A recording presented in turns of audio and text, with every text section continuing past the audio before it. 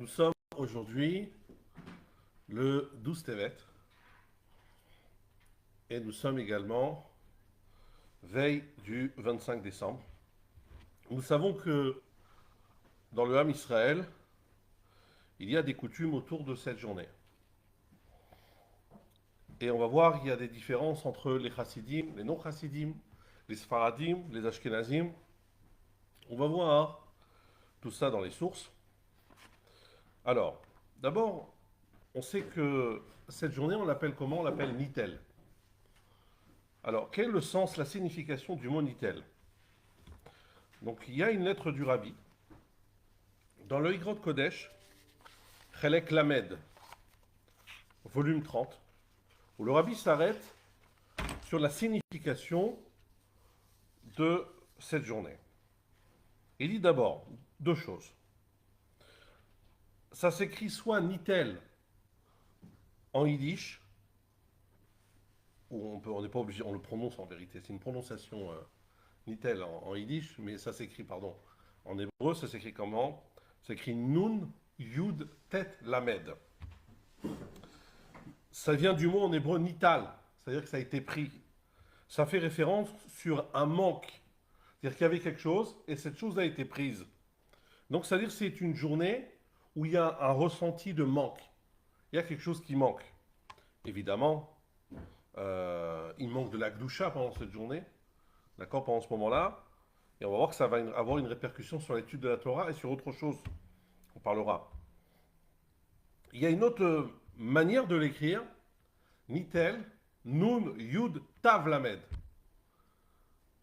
Là, ça veut dire Nashon, Nital, dans la chaîne de Tlia, de pendaison. D'accord?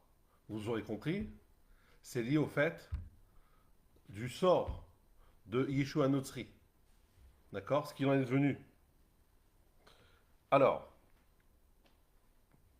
il y a également, le Rabbi nous ramène que si on prend le mot Nitel et on l'écrit avec un tête, alors il dit qu'en romain, le mot Nitel fait référence d'un mot qui veut dire natal en romain et qui veut dire la naissance. Qui veut dire que ce jour-là, en vérité, il célèbre la naissance de Yeshua Notzri. D'accord? Et donc on va voir la répercussion que ceci a pour nous. D'accord? La naissance de Yeshua Notzri. Alors, on va voir, il y a quelque chose de curieux, pourquoi ça a été choisi, non pas selon une date hébraïque, mais selon le calendrier julien. Hein, aujourd'hui c'est julien. Aujourd'hui c'est géorgien. D'accord? Tu as raison. D'accord? Donc comment se fait-il que ça a été fixé, cet élément, non pas dans une date hébraïque, mais dans le calendrier des Goïms? Comment se fait-il? Qu'est-ce qu'il y a derrière ça? Donc le rabbi s'arrête dans plusieurs endroits sur ce point-là. On va y arriver au fur et à mesure. Alors,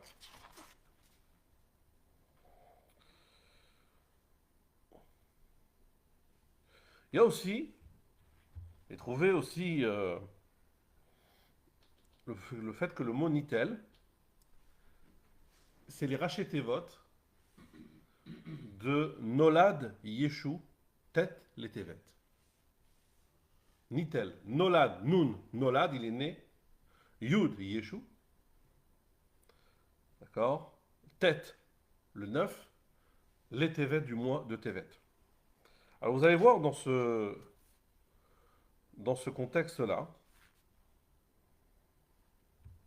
Alors, il y a d'autres qui disent qu'il a été tué ce jour-là. Donc on voit une place, on nous parle de naissance, mais on nous parle aussi de mort ce jour-là. Comme ça, il y a un livre qui s'appelle Regel Ishara, Ot Yud, et il nous dit comme ça, il nous dit, il a appelé Nital parce qu'il a été déraciné de ce monde ce jour-là. Curieux.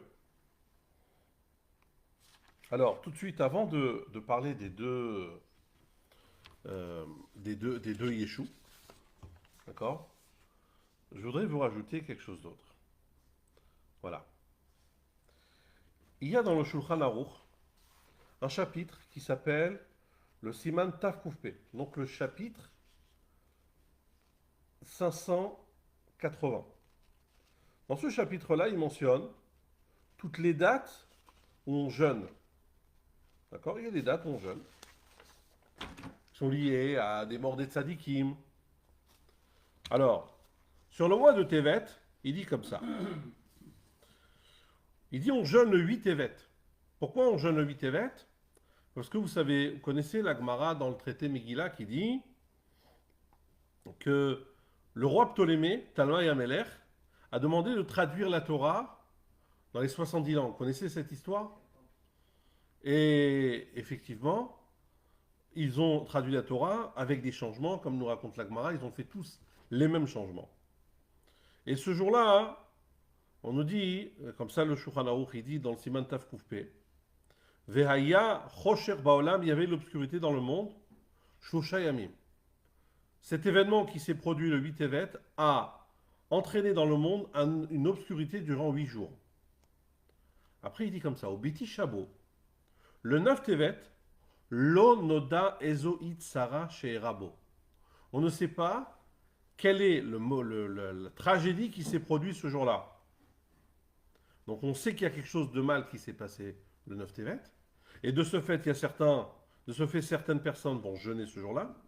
Mais il dit, on ne sait pas ce qui s'est passé. Sur place, le Magen Avraham, le Taz, ils nous disent, mais si on sait. On sait que dans les slichot de Asara Betevet, c'est marqué que le 9 Tevet, Ezra Assofer, il est décédé ce jour-là. Ezra Assofer, celui qui a ramené le Ham Israël de Babylonie vers Eretz Israël pour reconstruire le deuxième temple, il est décédé ce jour-là. Peut-être c'est lié à ça. Alors dans ces cas-là, comment ça se fait que l'auteur du Shulchan Aruch ne savait pas une chose aussi simple? Alors en vérité, à quoi ça fait référence? Ça fait référence que c'est ramené dans certains Sfarim. Mais le Rabbi le ramène dans le Igrot Kodesh. Chelek Lamed Amoud Einzain. Qu'en vérité, on fait référence à la naissance de Yeshua. Et pourquoi c'est marqué qu'on ne sait pas ce qui s'est passé ce jour-là? Parce que tout simplement, vous savez qu'à l'époque, tous les Sfarim étaient relus par les autorités. Et tout sujet qui était lié avec Yeshua Notzri, s'il ne convenait pas avec leurs croyances, il était enlevé. Il y a des passages dans la Gemara, on va voir tout à l'heure, qui ont été mis de côté. D'accord? Ce qu'on appelle la Tzanzura. La Tzanzura, leur travail, c'était d'enlever ce qui ne leur convient pas. Donc il dit tout simplement, en vérité, ce jour-là, ce qui s'est produit, c'est la naissance de Yeshua. En date hébraïque, ça donne quoi? Ça donne le Tet Tevet. Eux, ils ont retenu quoi? Le 25 décembre. Alors Rabbi dit la chose suivante. Il dit, ça a été séparé de deux manières. D'un côté, ce qui a été instauré, c'est de faire de ce jour un jour de jeûne. D'accord? Tout le monde ne jeûne pas. Les jeunes qui figurent dans Tav Kuf Pe, déjà qu'on puisse jeûner tous les jeunes qu'on a l'obligation de jeûner, hein, les jeunes communautaires. D'accord? Mais certaines personnes jeûnaient ces jeunes-là. Peut-être jeûnent jusqu'aujourd'hui ces jeunes-là. Alors il dit comme ça. Ou les haïr des Yeshomrim, des Tanit Tet Tevet, le jeûne de Tet Tevet, ou des Aznoladanal, parce que ce jour-là est né Yeshua Notzri.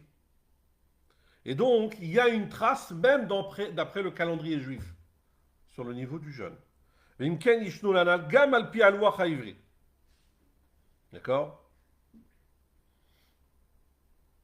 Maintenant, on va voir que de l'autre côté, il y a une répercussion que tout le monde sait, c'est que le 25 décembre, le plus grand des Talmid Chacham, il ferme le livre. D'accord? On va faire autre chose. Donc ce soir, dimanche soir, à partir du coucher du soleil, jusqu'à Khatsot, on va voir qu'il y a une coutume de ne pas étudier. On va voir qu'il y a encore un autre sujet qui concerne les relations conjugales, mais on en parlera plus tard. Mais déjà, à propos de l'étude, d'accord? À propos de l'étude, il y a une coutume de ne pas étudier cette journée-là. Alors, pourquoi? Pourquoi ne pas étudier cette journée-là? Alors,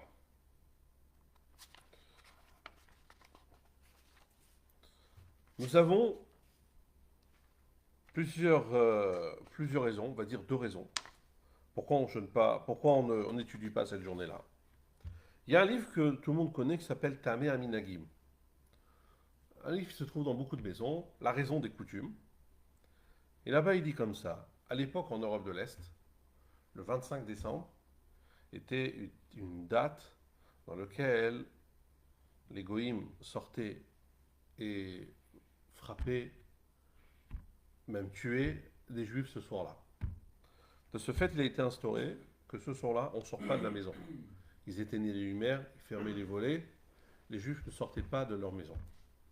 Donc, comme ils n'allaient pas au Beth Midrash ce jour-là, alors c'est resté que le 25 décembre, on n'étudie pas.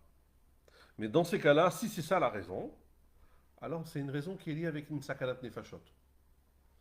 Donc s'il y a une sakanat nefashot, effectivement, on ne va pas étudier. S'il n'y a pas de sakanat nefashot, on peut étudier.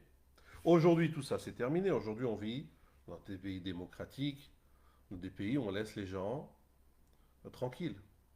D'accord? Vivre chacun avec sa foi. Donc, d'après cela, si c'est ça la raison, il n'y a aucune raison de ne pas étudier le soir du 25 décembre.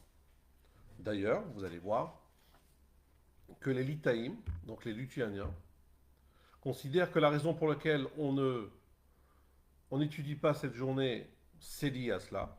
Ils disent aujourd'hui, on vit dans des pays démocratiques, il n'y a plus de problème, il n'y a aucune raison de ne pas étudier ce soir-là. Il y a un texte qui a été écrit par le Korban Netanel. Le Korban Netanel a écrit un commentaire sur le Roche. Et il dit une phrase assez surprenante. Il dit ce soir-là est comparable à la destruction du temple. Là, il a zé kemo shecharav betamikdash. Umitam ze asu lilmod kemo betisha b'av. Pour cette raison, il est interdit d'étudier comme à Tisha B'Av. Donc Tisha B'Av, on n'étudie pas. Ce jour-là, également, donc Tisha B'Av, en vérité, on n'étudie pas parce que c'est un jour triste. D'accord? Et donc, la Torah, elle va nous réjouir. La Torah, c'est marqué, c'est une Torah qui réjouit. Comme c'est marqué, Picoudé, Hachem, Isharim et Samprelev, les commandements de Dieu réjouissent le cœur. D'accord? Et donc, on a le droit d'étudier. Demande le Khatam Sofer, Rabbi Moshe Sofer. Il dit, mais je ne comprends pas. Si la raison pour laquelle on n'étudie pas ce soir, c'est parce que c'est considéré comme Tisha B'Av. Alors j'ai deux questions. Pourquoi on n'aurait pas le droit d'étudier des choses tristes, comme c'est le cas à Tisha B'Av? On a le droit d'étudier des choses qui sont liées avec la destruction. Première question. Deuxième question. Pourquoi on fait une différence entre avant Chatzot et après Chatzot? Avant Chatzot, on dit qu'on n'étudie pas jusqu'à avant Chatzot, avant minuit, d'accord, ce soir. Ok? Pourquoi faire cette différence? Alors comment il répond? Il dit la chose suivante. Commentaire particulier. Il dit comme ça. Il dit les, les croyants, chez les goïms, ce soir, quand est-ce que leur journée elle commence? Elle commence à Chatzot. D'accord? C'est là, à ce moment-là, où ils ont tout un cérémonial. Alors, il dit, en général, les Talmidei Chachamim, ils étudient la nuit jusqu'à Chatzot. Et après, ils vont dormir. Et là, il y a un déséquilibre. Pourquoi? Parce que le moment où les goïms, ils vont pratiquer leur religion, nous, on est en train de dormir. Donc, ça crée un déséquilibre au niveau du ciel. Donc, on ne pas que le Satan ait une place pour nous rentrer dedans pendant ce moment-là en disant regarde ce que font les goïms, regarde ce que font le Ham Israël. Il a été instauré de ne pas étudier la veille. Comme ça, si on ne va pas étudier la veille, on va dormir plus tôt. On va dormir plus tôt, on va se réveiller plus tôt. Et au même moment où eux, ils seront en train de pratiquer leur religion, les Talmidei Chachamim seront en train d'étudier. Ça, c'est un mot du Khatam Sofer, de Rabbi Moshe Sofer. C'est amené dans un livre qui s'appelle Igrot Sofrim Siman Bet Koves Tshuvot Siman Lamedalet. Alors, il y a une autre explication qui nous vient du Rabbi Aaron Misadigora. Un des Admourim de Sadigora. Les Admourim de Sadigora, comme vous savez, ce sont des descendants du Maggid de Mezrich. D'accord? Le Maggid de Mezrich, Rabbi Dovber de Mezrich, il avait un fils qui s'appelait Rabbi Avraham Amalach, qui était le maître du Admour Hazaken. Et ensuite est né de cette dynastie, est sorti les Admourim de Sadigora. Alors il dit comme ça. Il dit en vérité, Yeshua Notzri, c'était un lamdan, c'était un érudit, c'était pas n'importe qui. C'est pas un homme vide. C'est un juif qui a appris la Torah. Pourquoi la Torah ne l'a pas protégé? Alors il dit, pourquoi la Torah ne l'a pas protégé? Parce qu'il n'a pas appris la Torah l'ishma. Il n'a pas appris la Torah pour s'attacher à Kadosh Baruch Hu. Comme il n'a pas appris la Torah pour s'attacher à Kadosh Baruch Hu, la Torah ne l'a pas protégé. Il dit, même aujourd'hui, parmi les érudits, il y en a qui apprennent la Torah l'ishma pour Akadosh Baruch Hu. Il y en a qui apprennent la Torah comme une science. Comme ils apprennent les mathématiques, ils apprennent la géographie, ils apprennent aussi la Torah. Et donc, dans ces cas-là, il peut y avoir un kitroug sur ceux qui n'apprennent pas la Torah l'ishma. Alors, c'est la raison pour laquelle il a été instauré que personne n'étudie la Torah ce soir-là. Bon, c'est un mot de Rabbi Aaron de Sadigora. Maintenant, on va voir ce que les Rebbeim disent. Dans le Hayom Yom de Yudzaïn Tevet, le 17 Tevet, d'accord? Il a été écrit la chose suivante. La raison pour laquelle on n'étudie pas le soir de Nitel, alors, c'est le Rabbi Rayas qui écrit en nom de son père, le Rabbi Rachab. C'est-à-dire que, c'est que dans le Hayom Yom, c'est bien que c'est le Rabbi qui a recueilli tous ces passages-là, mais par exemple, vous avez des termes comme si c'est le Rabbi Rayas qui a écrit, qui parle. D'accord? Et il parle de son père, le Rabbi Rachab, il dit comme ça. Ma shenoagim shelolomdim benitel, le fait que nous avons la coutume de ne pas étudier à Nitel. Shamati, j'ai entendu, mais Adoni Avimori Verabi, de mon père, c'est-à-dire le Rabbi Rachab Atam, Shum Mishum Shelolo Sifrayut. Ne pas rajouter de la vitalité. Ne pas rajouter de la vitalité pour la citracha. D'accord? Alors, j'imagine que vous allez me poser la question comment ça se fait. On va développer cela. D'abord, je vais apporter un complément d'information qui figure dans le Igrot Kodesh que j'ai cité tout à l'heure, se trouve dans Chelek Lamed. D'accord? Chelek Lamed, Ain Vav, Amud Ain Vav, Amud Ain Zain. Il dit comme ça. Lorsqu'on dit qu'il y a un objectif de ne pas rajouter de la vitalité, c'est ne pas rajouter de la vitalité dans Yeshua et dans ceux qui le suivent aujourd'hui. D'accord? Et donc, maintenant, le Rabbi il ajoute le sujet qu'on a parlé tout à l'heure, comment se fait-il que le repère, c'est le calendrier grégorien et non pas le calendrier juif? Alors il dit tout simplement, puisque la Shita de Yeshua Notzri est le jour qui a été choisi comme le jour de leur fête, qui correspond au jour qu'ils considèrent que c'est le jour de sa naissance. Ça dépend de leur calendrier. Et c'est ce moment-là qu'ils vont fêter. Alors également, tout ce qui est lié à ne pas leur ajouter de la vitalité, alors c'est lié à leur calendrier, pas notre calendrier. D'accord? Parce qu'il faut regarder comment eux, ils célèbrent les choses et non pas, hein, comme on a dit, le jour où il est né, d'après le calendrier juif. Je voudrais revenir sur l'identité de Yeshua Notri. D'accord? Alors,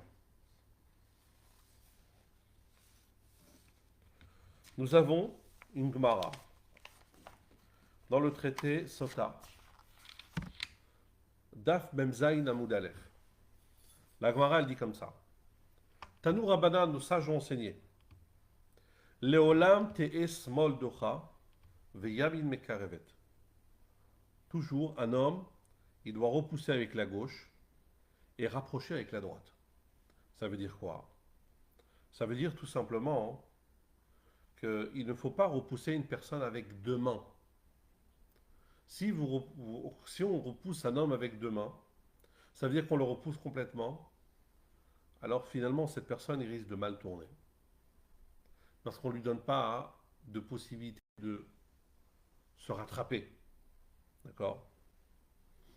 Et la Gemara, plus exactement la Braïta, elle ramène le cas de figure. Elle ramène le serviteur Elisha qui était le Eved d'un prophète. D'accord? Et, pardon, Gehazi, Gehazi envers Elisha. Donc l'attitude que Elisha il a eue envers Gehazi. Dans les mots de la Gemara, Lo ke Elisha chez Dechavo, les Gehazi bishte yadav. Non pas comme Elisha, qui a repoussé Gehazi avec ses deux mains. Il a maudit et il lui a dit tu seras lépreux éternellement. Et non pas Velo ki Yeshua ben Perachia. Et non pas comme Yehoshua ben Perachia, chez Dechafo les Echad mitamidav bishte yadav, qui a repoussé un de ses élèves avec ses deux mains. À qui on fait référence? On fait référence au fait que Rabbi Yoshua ben Perachia, il a repoussé Yeshua Notri. Yeshua Notri, c'était l'élève de Rabbi Yoshua ben Perachia. Et il y a eu un événement qui a fait en sorte à ce que son maître l'a mis en quarantaine. Et la Gemara, elle raconte. Je veux dire le passage. La Gemara, elle dit comme ça. Yoshua ben Perachia, il s'était sauvé. Il s'est sauvé en Égypte, dans la ville d'Alexandrie. Pourquoi? Parce qu'à cette époque, le roi Yanaï Amelech, il voulait assassiner tous les Chachmei Israël. Pourquoi? Parce que il voulait devenir le Kohen Gadol. Et certaines personnes ont remis en cause sa Keuna, sa prêtrise. Et c'était une erreur, mais concrètement, elle a été remise en question. Après, il s'est avéré que ce qu'on avait entendu sur lui, sur sa généalogie, était faux. Mais lui, il a gardé en lui une volonté de se venger des Chachamim. Et donc, il a assassiné un certain nombre de Chachamim.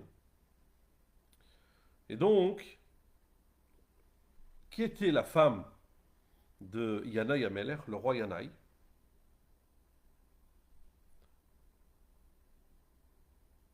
C'était la sœur de Shimon ben Shattach. D'accord? Et donc, il lui a dit, écoute, j'ai l'information que la situation s'est calmée. Reviens. Très bien, il est revenu. Et il était avec son élève, comme on a parlé. La Gemara, elle dit, lorsqu'il est arrivé dans une auberge, alors la maîtresse de l'auberge, la dame qui s'occupait de l'auberge, elle s'est très bien occupée d'eux. Elle a donné beaucoup de kavod à Rabbi Yoshua ben Perachia. Et donc, Rabbi Yoshua ben Perachia, il a dit Kama na'ach nesayazu. Combien est belle cette auberge. Il fait référence au comportement de la dame, comment elle les a accueillis.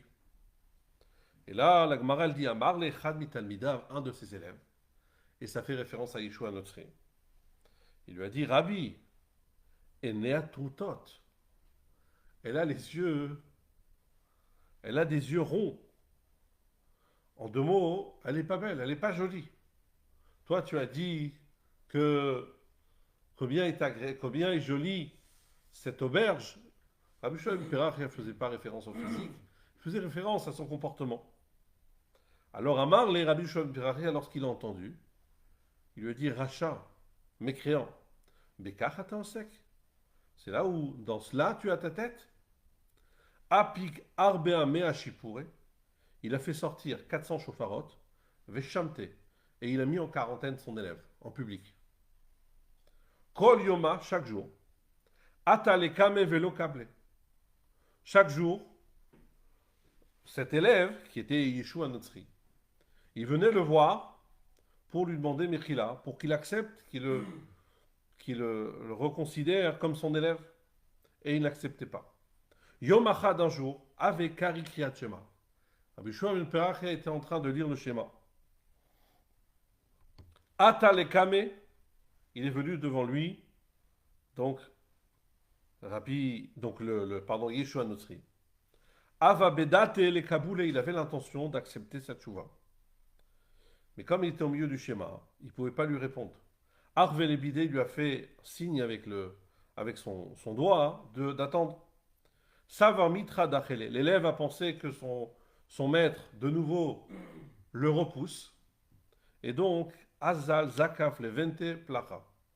Le venta placha. Il est parti et il a fait Avodazara.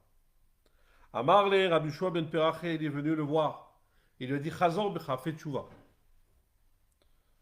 Amarle, là, l'élève lui a dit Kach mekublan mimcha. Comme ça, j'ai reçu de toi. Kol achote ou machati et taravim, tout celui qui faute et qui fait fauter le public. En maspikim biyado la sot tchouva. On ne va pas lui donner la possibilité de faire tchouva.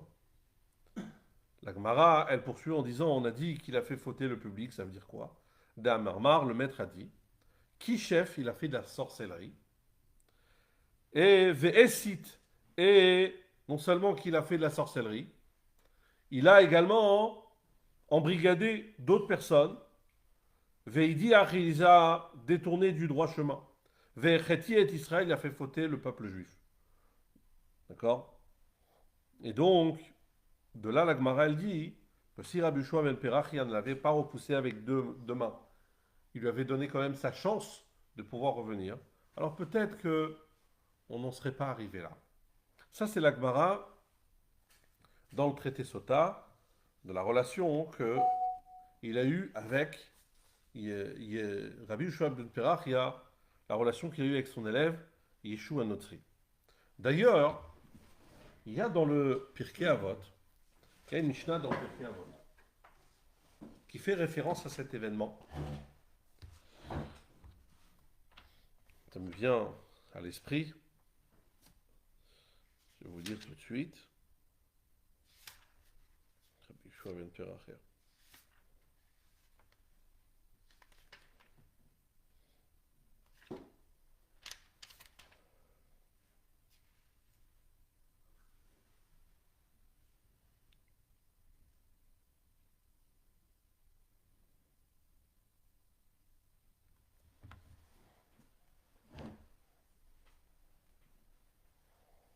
C'est autre chose.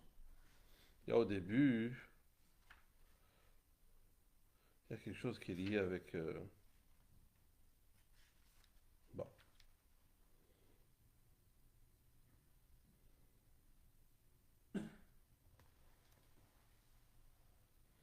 Bon, je ne sais pas si c'est lié particulièrement avec ça. Bon, pas grave. Non, mais chané.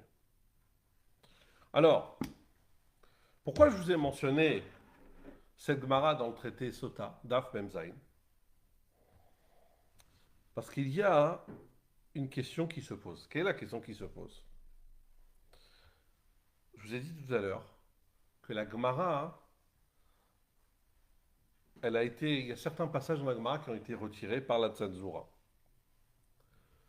On a dans le traité Sanhedrin, page 47a, dans les Gemarot, il y a des Gemarot où ils ont recollé les morceaux qui ont été enlevés. Et là-bas, c'est écrit comme ça. Il a été pendu, RF Pessah. Comme ça, c'est écrit. La Gemara elle dit Tlaou BRF Pessah.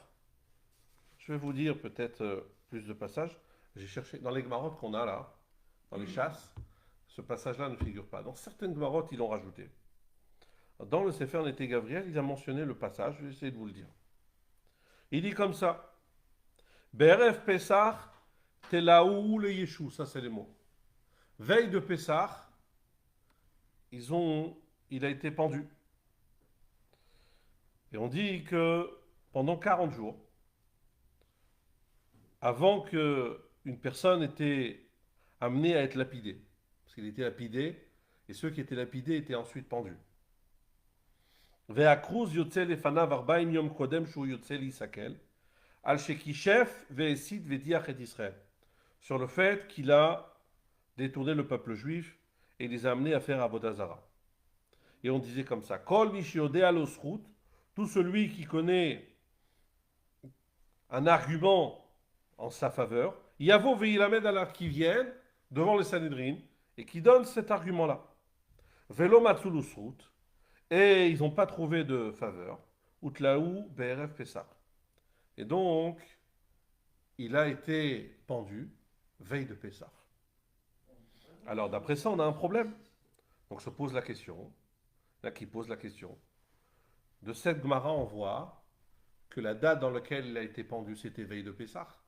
Alors qu'il y a d'autres qui veulent dire, on a dit tout à l'heure, il y a d'autres qui veulent dire que c'était, à l'époque, il a été pendu plutôt le 25 décembre. D'accord? 25 décembre ou... Hein? Tet Tevet. Razak. Le 9 Tevet. Razak. Alors comment répondre à cette question-là?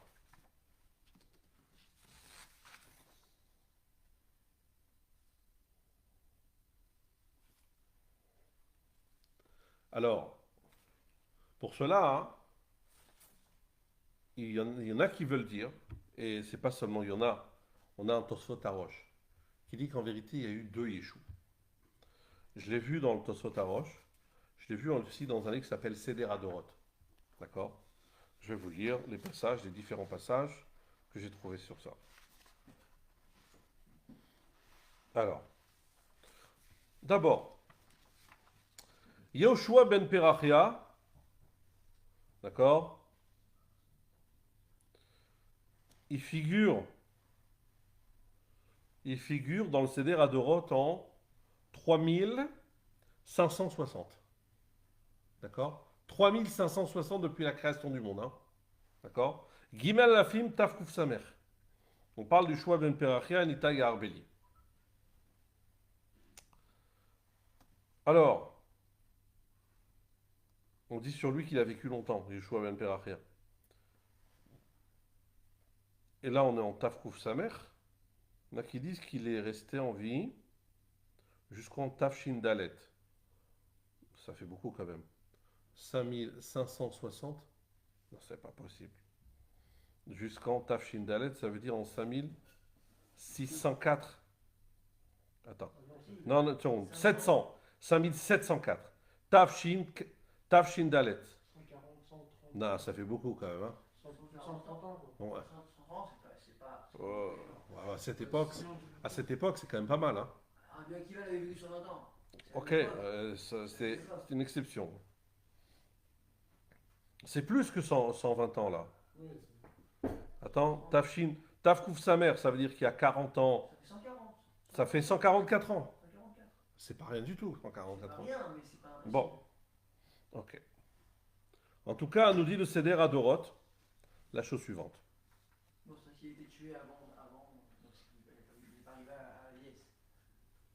Qui tu parles de Rabbi Akiva? Non, moi je parle là je parle de Yeshua ben Perachia qui a vécu. Yeshua ben Perachia a vécu 144 ans. Bon, c'est pas étonnant. Bon. Alors, en tout cas, qu'est-ce qu'il nous dit à la fin de ce passage? Il dit Ubeyamav nolad Yeshua Notzri. À son époque, de Yeshua ben Perachia est né Yeshua Notzri. Qui a Talmido, il était son élève. D'accord?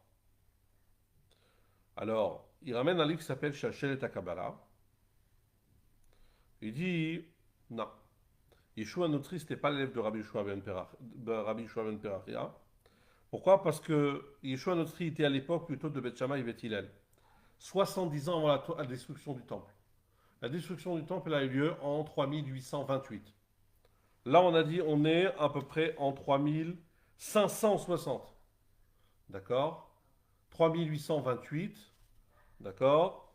Donc, on a à peu près 270 ans. D'accord? Il y en a de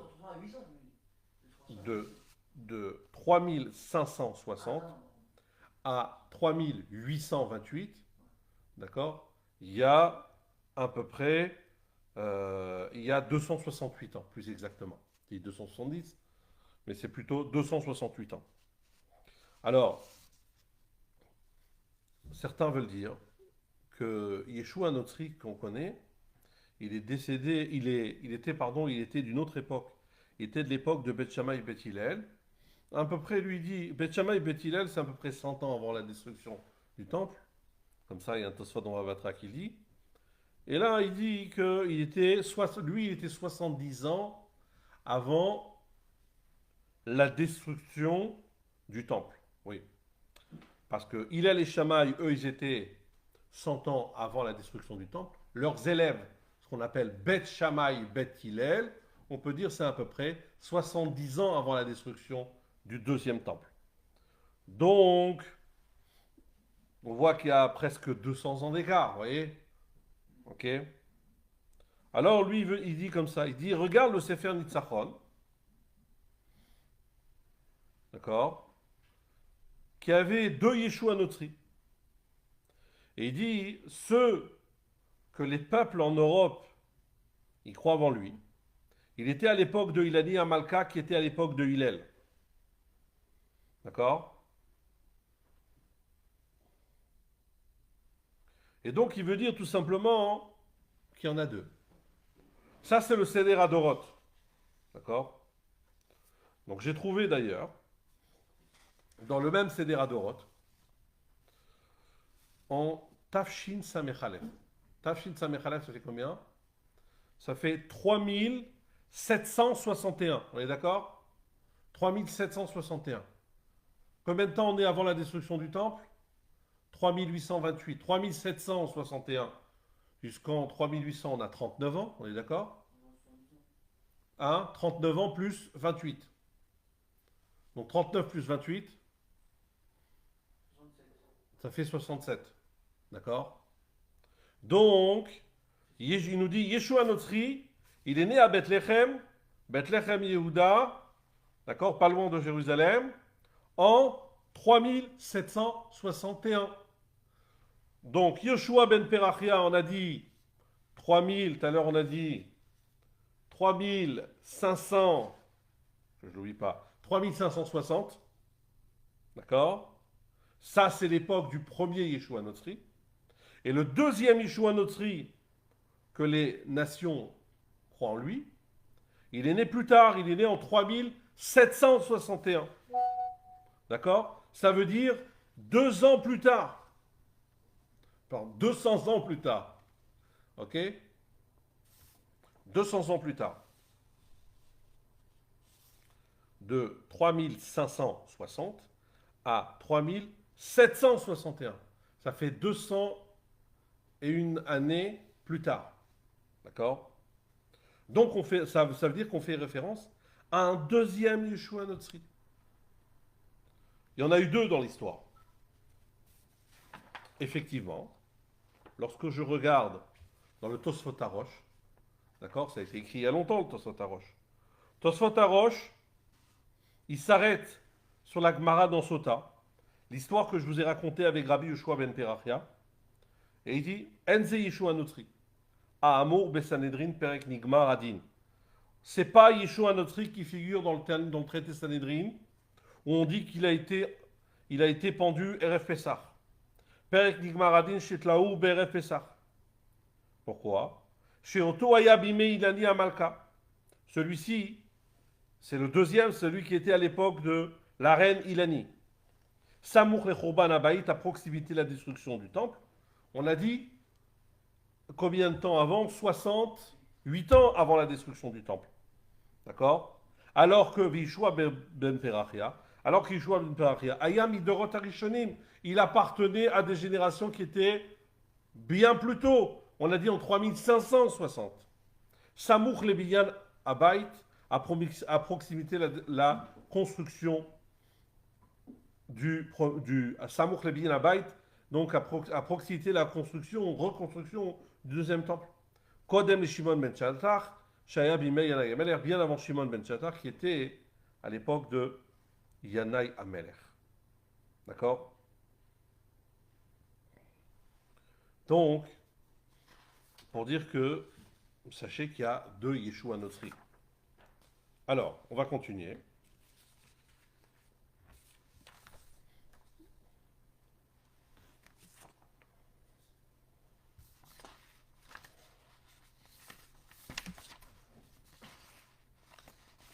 Ok.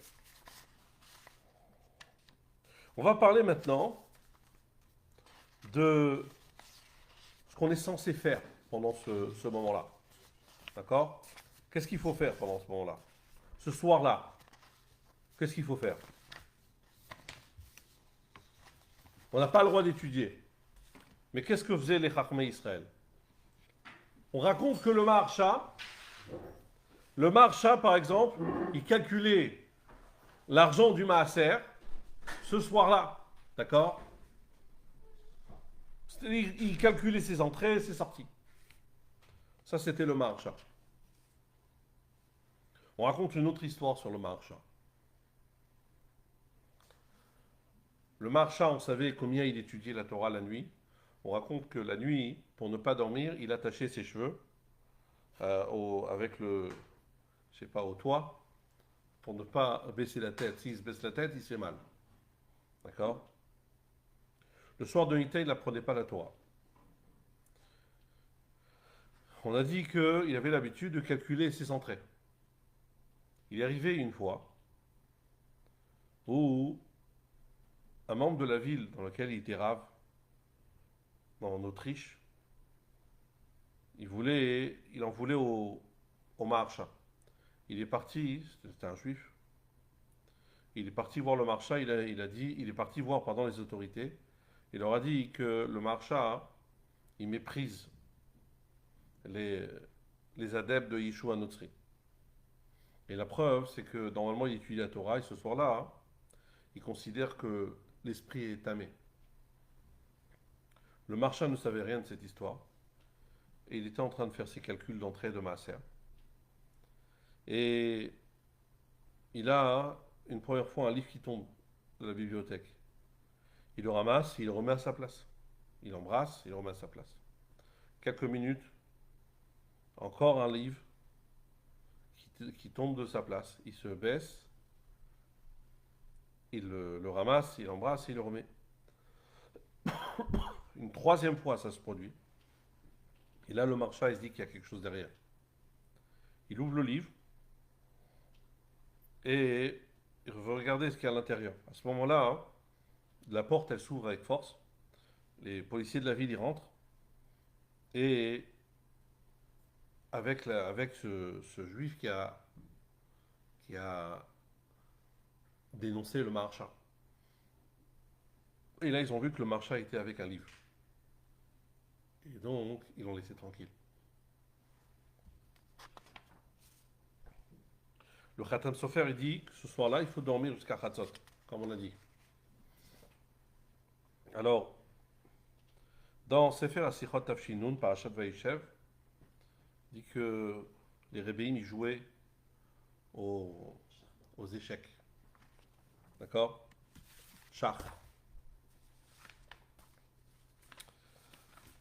Alors, il y a d'autres choses qui sont dites dessus. Le Chidushé Harim, qui était un admour de Gour, Rabbi Yitzhak Meir Rothenberg, lui, il coupait pour toute l'année le papier toilette. Le Imre Emet, c'est aussi un admour de Go, Rabbi Avram Mordechai Alter. Lui, il apprenait le polonais ce soir-là. Alors sur le Rabbi, on dit qu'il y a plusieurs choses. Euh, on dit, vous savez, il y avait un chassid qui s'appelait Reber Levi. C'est lui qui a fondé la cacheroute de Hockey en Amérique. Son fils, Rav Dan Yoel Levi, à la Shalom, il n'y a pas très longtemps, il a raconté que son père, il voyageait en Russie et il prenait des vidéos d'Irsidim, à cette époque du communiste, et des Farbringen, certaines situations. Et donc, le rabbi, il a regardé ça le soir de Nickel. Alors, on raconte également que il y avait, comment il s'appelle? Il y avait le Rav, celui qui a, comment il s'appelle? Celui qui a écrit Shurim Sefer Atania, livre Shurim Sefer Atania, de Rav Greenberg. Rav Greenberg, ouais, c'est ça. Il donnait un chiour à la radio. Et c'est tombé, un jour c'est tombé et il donnait un chiour, je crois, à la radio, c'était Motzei Shabbat, quelque chose comme ça. Il donnait un chiour de Tania. Il a dit au rabbi, qu'est-ce que je vais parler cette semaine? Et donc le rabbi, il lui a dit de raconter des sipurim, des tzadikim à la place. D'accord? Il y a une sikha, Tafshin Nun. D'accord? Peut-être avant de faire la sikha Tafshin Nun, je vais vous dire autre chose.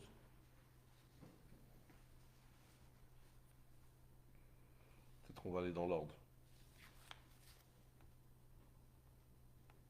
Alors il dit comme ça, je vais prendre Tafshin Nun.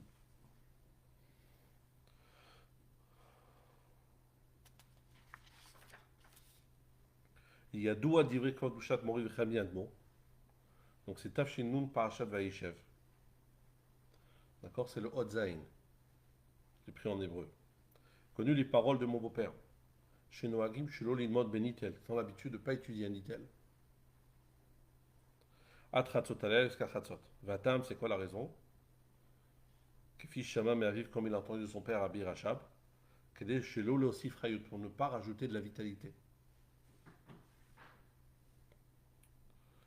Il dit Kvod B'shat Mori V'Chami Admour Gam Siper Pam chez Aviv. Mon beau-père racontait que son père, le rabbi Rachab Ishmato Eden, Naag Az le Sachek Shach. Il avait l'habitude de jouer aux échecs. Ou les Hamod B'shat Masé ou la Tsiach le Sachek. Ou bien il se tenait à côté et proposait comment jouer. Alors bon, le rabbi explique quelle est l'idée qu'il y a derrière. Il dit premièrement, le fait de jouer aux échecs, ça rend l'esprit plus vif pour après comprendre la Torah davantage. Ou bien il dit que le fait que les juifs savent bien jouer aux échecs, alors ça ajoute dans le Kiddush Hashem, le Shevar du Ham Israël, c'est un peuple intelligent. Am Chacham Venavon.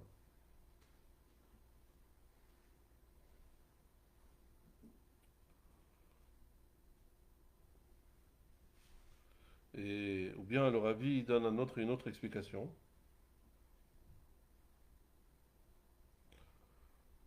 Il parle de personnes, donc c'est leur métier.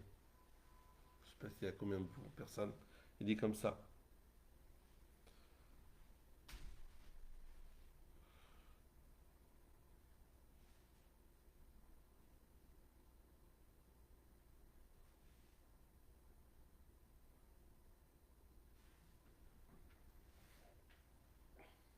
Et comme ça, filou kedavar shel reshut, même comme quelque chose de facultatif, et je baisais toilet leilou chez eux ou à misrar shelaem.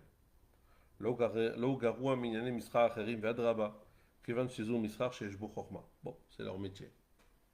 Pas comme il y a de joueurs d'échecs. Bon. Ensuite, le rabbi dit autre chose. Il dit j'ai entendu un talmid de la yeshiva que dans sa veste il manquait un bouton. On a demandé pourquoi tu remets pas le bouton. Il a dit pour avoir une occupation le soir de Nitel, pour mettre son bouton. Et alors, le rabbi dit chez un élève de la yeshiva, rester sans rien faire, c'est même pas pensable. Mais il faut utiliser le temps pour que ça soit, pour que ce temps soit utile, pour coudre ses boutons.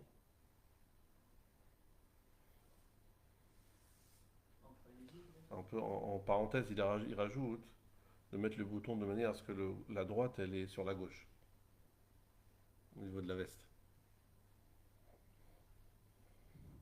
Après, il ramène une autre chose. Il dit que aussi une autre chose, c'est d'observer une photo des Rebbeim. Comme le passage qui dit Vayu enecha root et morecha. D'accord? C'est sûr que ça rajoute, ça même, le fait de regarder la photo des Rebbeim, ça rajoute dans la Hava, dans la Ira, et ça l'aide à aller dans le droit chemin. Voilà, ça c'est Tafshin Nun, Sefer Asichot Tafshin Nun, Shabbat Parashat Vayishev, Hot Zain. Autre chose, on raconte que il y avait, et il y a toujours un Farbrengen, le Yutet Kislev à Kfar Chabad. C'est un événement, grand événement. Il y avait de grandes personnalités qui venaient dans tous les domaines, des rabbanim, des politiques, et on voit dans les grottes Kodesh que le rabbi écrit au président de l'État d'Israël à l'époque, c'était Zalman Shazar, une lettre du 3 Tevet, Tafshin Yutret. Le rabbi fait référence sur le fait qu'il a entendu la veille le discours du Rav Zevin pendant le Farbrengen, pardon, le discours du président de Zalman Shazar et le discours aussi du Rav Zevin. Et ce soir-là, c'était Nitel.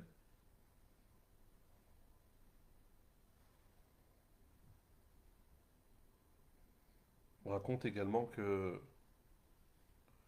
le rabbi a transmis au Rav Rodakov, ceux qui font des réunions avec des étudiants le soir de Shabbat lorsque ça tombe Nitel. Alors de ne pas faire des shiurim, mais de faire des discours, raconter des histoires, faire des choses plus officielles. Alors, est-ce qu'on peut étudier la Torah? Est-ce qu'on peut étudier Chassidut le soir de Nitel? A priori, d'après l'histoire du Chiour à la radio, on a dit non. Chazak. Alors, d'un côté, en Trav Kislev Tavresh Tadi Gimel, le Rabbi Rayatz, il s'est exprimé et le Rabbi a noté. C'est une Rishima qui se trouve dans Choveret Kufayin Aleph, Hamoud 8. Le Rabbi dit j'ai entendu, pardon, le Rabbi il écrit des mots du Rabbi Rayatz. Le Rabbi Rayatz dit j'ai entendu de mon père. Le Pshitut, le fait de ne pas étudier Nitel, ça ne concerne pas Chassidut.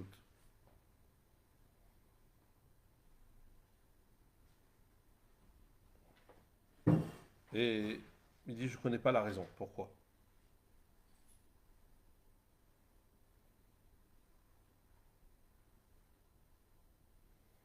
Après il ajoute, est-ce que le Tzemar Tzedek il apprenait à Nitel? Le monde ne sait pas. Cependant, on a dit c'était en Tavresh Tzadik Gimel. 2 ans plus tard, en hiver, Tavresh Tzadiké, le Rabbi Retz il a raconté au Rabbi. Ça aussi c'est une Rishima dans Choveret Koufaïn Tet, Amoud 15, que même Chassidut, le Rabbi Rachab, n'apprenait pas à Nitel, même pas une étude rapide. Et si Nitel tombait Erev Shabbat, alors le Rabbi Rachab, il disait le Mahamar le lendemain matin. Et pas, il ne dit pas de Mahamar vendredi soir.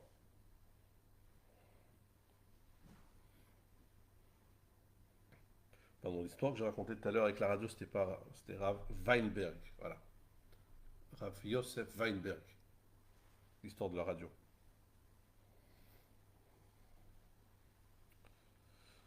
Alors, il y a une lettre du Rabbi qui figure dans le Grotte Kodesh Chelek Zayin, à Moud Kousam Echalef, qui date du 27 Shvat, Tafshin Yud Gimel.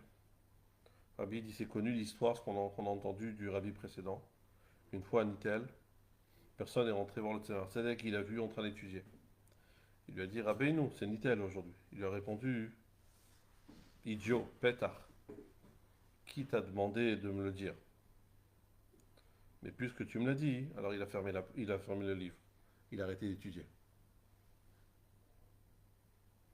Cette histoire-là, le Rabbi l'a entendue du Rabbi Rayatz en Tavresh Tzadiké. Et la personne qui a fait la remarque au Tzemar Tzedek, c'était le Rav de Lubavitch.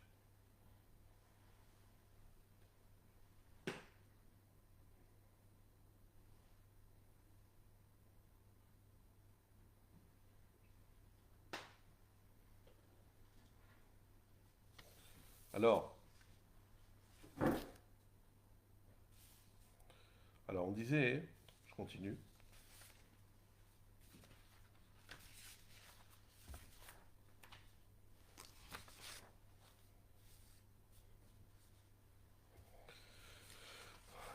on a dit qu'il y a des endroits où ils font pas attention à tout ce qui est Nitel.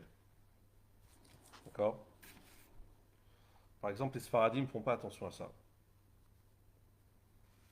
Comme ça, il y a une chouva, il y a une lettre du Rabbi dessus, une chouva du Avodah Yosef, dans Yabi Omer, Chelek Zayin, Siman Chavbet. Il dit que chez les Sfaradim, ils n'ont jamais fait attention à ça. Et le Rabbi, il donne un argument à cela. Je vais vous le dire tout de suite. Siman Chavbet, je ne sais pas si c'est au Chaim.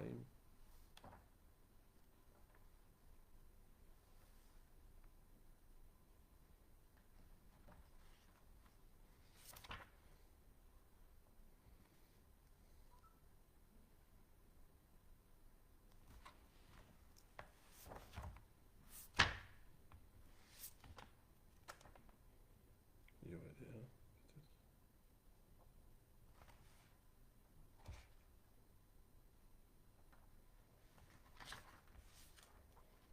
Bon, j'ai hâte.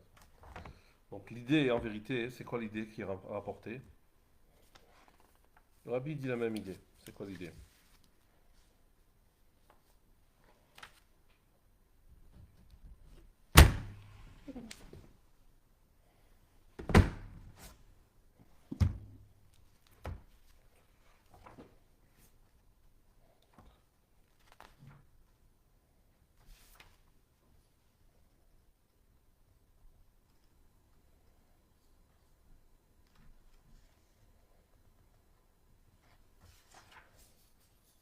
Voilà. Voilà, il dit comme ça. Il y a une lettre du Rabbi, Igrot Kodesh, Chalek Yud Gimel. Qu'est-ce que le Rabbi dit? Amoud Koufraf. Le Rabbi dit à une personne qui habite en Eretz Israël qui dit qu'il a entendu que les minagim de Nitel, on ne les applique pas en Eretz Israël. Non, Rabbi, est-ce que c'est vrai?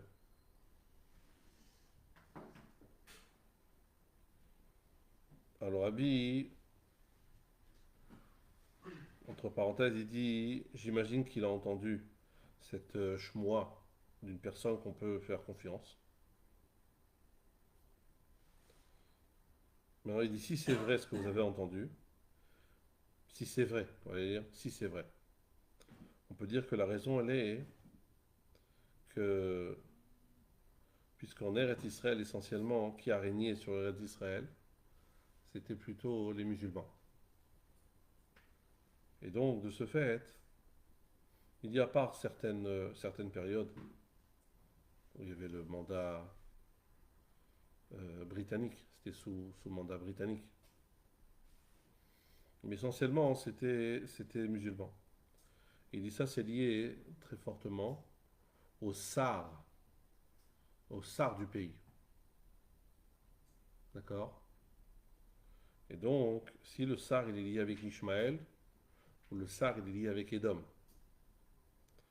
Donc il dit, puisque Eretz Israël essentiellement c'était lié avec Ishmaël, alors il dit, dans les mots, il dit, Vetalou Bessar Shel Mala, lo haya milechatchila inyan neitel sham. Mais il en a chashash le aussi frayut. Il n'y a pas de crainte de rajouter la vitalité. Ouais, le corps, il est là-bas. Ouais, il dit ça. Ensuite, il dit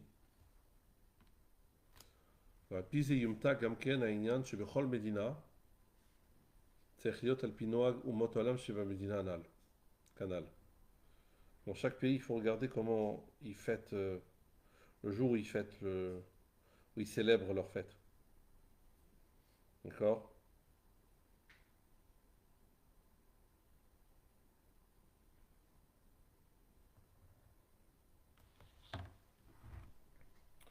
Le...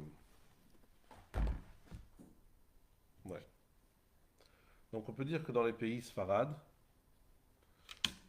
comme c'est lié avec le Sahar, donc il n'y a pas de problème. L'ange représentatif. Donc on n'était pas touché par ça.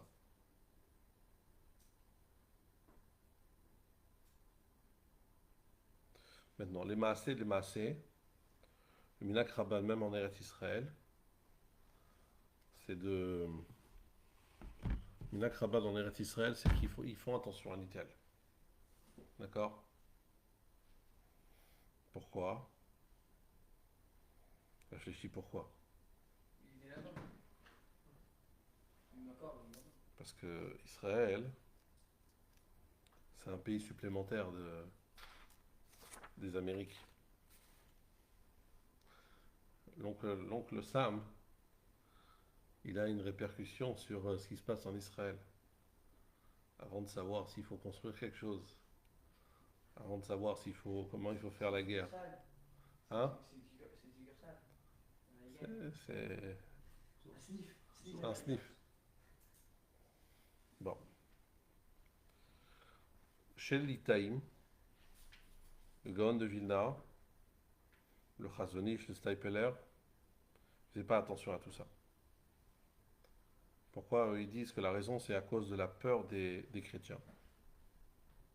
Aujourd'hui, la peur à l'époque, il y avait des pogroms qui se passaient ce jour-là.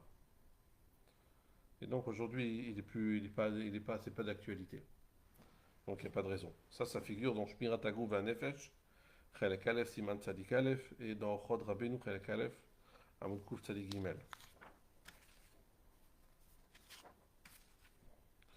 Bon, après, il y en a qui faisaient Nitel. Je crois que c'est en Russie sous régime communiste. Ils faisaient le 7 janvier. Mais ça dépend de leur calendrier. Est-ce qu'ils suivent le calendrier julien ou ils suivent le calendrier grégorien? Bon, en tout cas, il faut voir selon l'endroit comment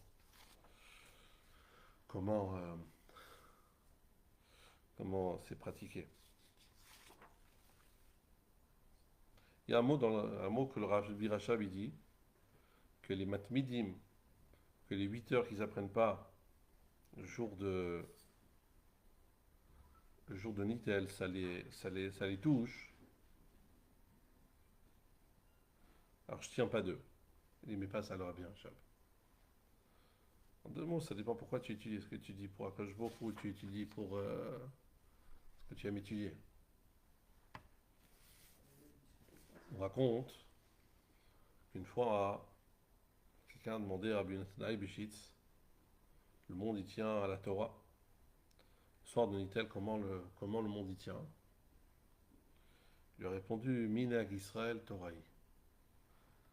Le fait de ne pas étudier, c'est un minag. serré comme la Torah.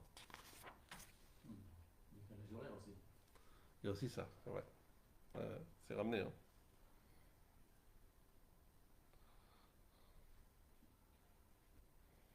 Enfin, on raconte qu'un gadol apprenait, il y avait un grand personnage qui apprenait Nitel. Il dit, je veux voir le guéhinnom de ceux qui apprennent Nitel. Alors ils lui ont répondu que celui qui apprend Nitel, il n'aura pas de guéhinnom.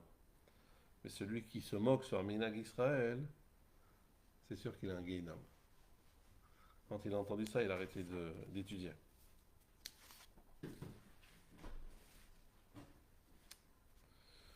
Alors, pour récapituler un peu tout ça, d'accord? On a dit c'est quoi la raison de Nitel?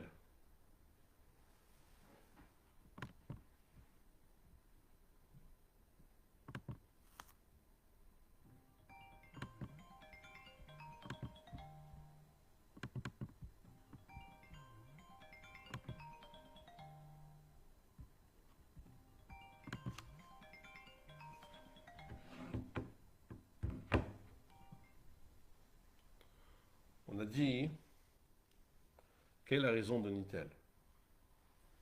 On a ramené essentiellement deux raisons. Soit la raison parce que c'était dangereux de se promener dans la rue. Pashut sakana pikor nefesh. On a ramené spécialement le Minak Rabad pour pas rajouter de la chayou, de la vitalité chez Yeshua et ceux qui suivent son chemin. Pourquoi on fait Nitel aujourd'hui? Alors il y en a qui vont dire Minag avotenu biadenu. D'accord? Ou bien parce qu'on ne veut pas rajouter de la vitalité. Lorsqu'on étudie, ça rajoute de la vitalité.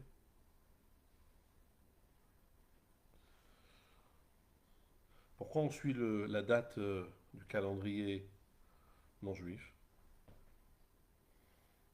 Alors, ceux qui disent c'est à cause du danger, bah, comme ça c'était à l'époque. C'était la date qui était à l'époque. Le rabbi dit parce que tout simplement, en plus c'est pour pas rajouter de la vitalité, on va regarder le jour où eux ils le considèrent comme le jour en question. Pourquoi en Eretz Israël il y a beaucoup qui font pas attention à Nitel? Premièrement parce que de manière générale c'était sous régime, les régimes qui étaient c'était des régimes musulmans. Donc soit il n'y a pas de sakana, soit il n'y a pas de problème de chayout. Parce que ça dépend, on a dit que ça dépend du sar du pays. Le sar du pays, le malach du pays, il prend la chayout de ceux qui sont là-bas. Donc ça, c'était sous un sar qui était lié avec Ishmaël, pas avec Edom.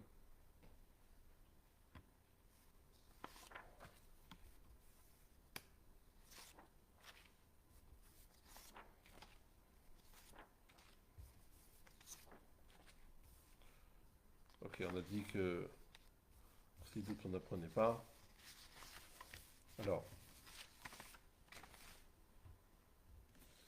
Alors, concrètement, à partir de quand? On va essayer de parler de cours maintenant. Concrètement, on n'étudie pas concrètement le minag ce soir. C'est pas étudié à partir de la shkia. Comme ça, c'est ramené dans plusieurs endroits. Ça, c'est ramené, le Rav Broin, il ramène ça dans le louar du Beddin de Kronite. Comme ça, Machon al Chabad disent que ça commence à partir de la shkia.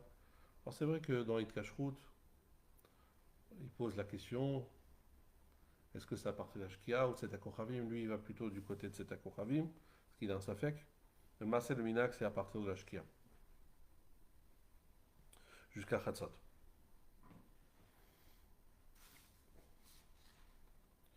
Et Chassidut, on a dit, Chassidut également, on n'apprend pas. Alors pourquoi ne pas apprendre Chassidut ce soir-là? Pour quelle raison? Alors j'ai vu que, bon, d'abord on a vu que chez que le Rabbi Rayatz, une fois il a dit que ça n'a pas d'emprise sur la Chassidut, mais concrètement il a dit que le Rabbi Rachab ne répétait pas le Mahamar. Le Mahamar qu'il disait vendredi soir, il le disait le lendemain. J'ai eu une explication que par rapport aux Rebbeim, l'étude des Rebbeim, alors la Chassidoute, elle n'est pas de problème. Pourquoi? Parce que il n'y a pas de Yenika. L'étude des Rebbeim, elle ne peut pas aller dans la Klippa. Mais par contre, chez les Chassidim, possible que l'étude n'est pas l'Ishma, alors il peut avoir une Yenika.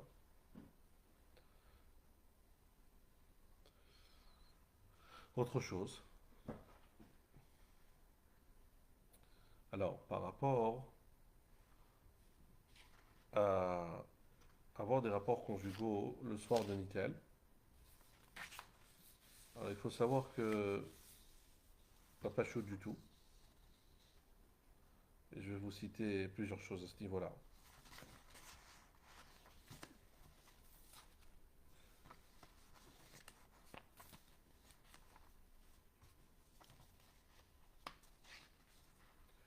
Il y a un livre qui s'appelle Piskei Teshuvot.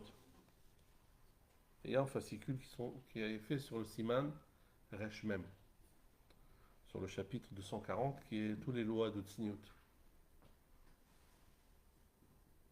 Alors il dit comme ça, le soir de Nitel, il ramène deux approches parmi les Gdolé Israël. Il dit une première approche de ne pas avoir de relation ce soir-là. Il y en a qui étaient mahmir même après Chatzot. Et même le soir d'un mikvé. Ensuite, il dit cependant, le minag des Gdolé Horaa, c'est de permettre le soir d'un mikvé après Chatzot. D'accord? Il y a une lettre du Rabbi dessus. Elle est ramenée dans Shari Halacha au Minag. Elle est ramenée au Chelek Dalet, Amoud Kouflamet Bet. Elle est ramenée dans Shulchan Menachem, Chelek Vav. C'est Resh Mem. Resh Mem Bet. La Resh Mem Bet.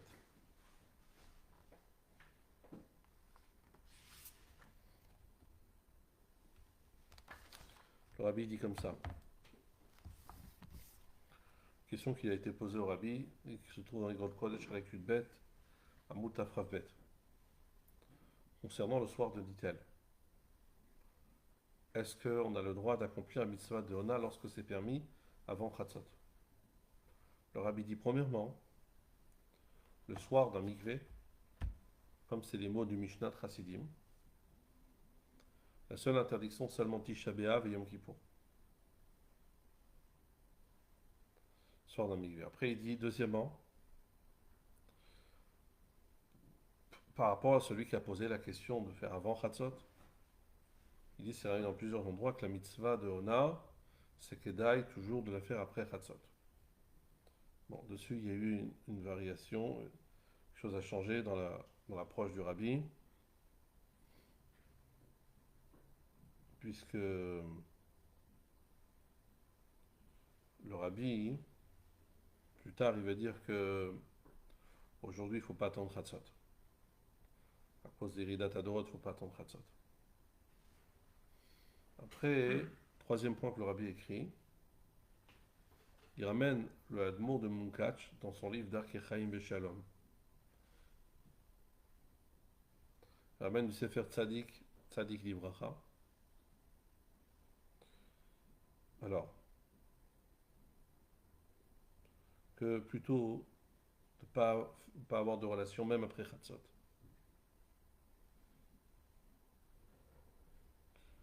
Il essaye de donner, le Rabbi, il n'est pas sûr sur l'exactitude des choses. Il dit si déjà on peut trouver une raison, c'est que la mitzvah Tona c'est très important, le Kilush Marshava, que la pensée soit propre. Et donc, il ne faut pas que dans la pensée du couple, le lien de Nitel soit à l'intérieur. Et ça peut être la raison.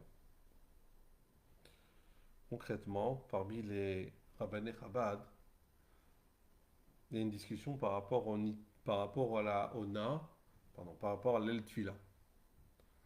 Par rapport à l'El Tvila, est-ce qu'on peut, est-ce qu'on peut pas? les maasé, s'il y a un mikvé, alors l'idée c'est de le faire après Chatzot. D'accord? Comme ça, c'est ce qui est retenu.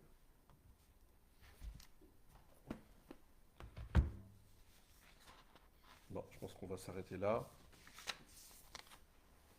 Shavua tov à tous.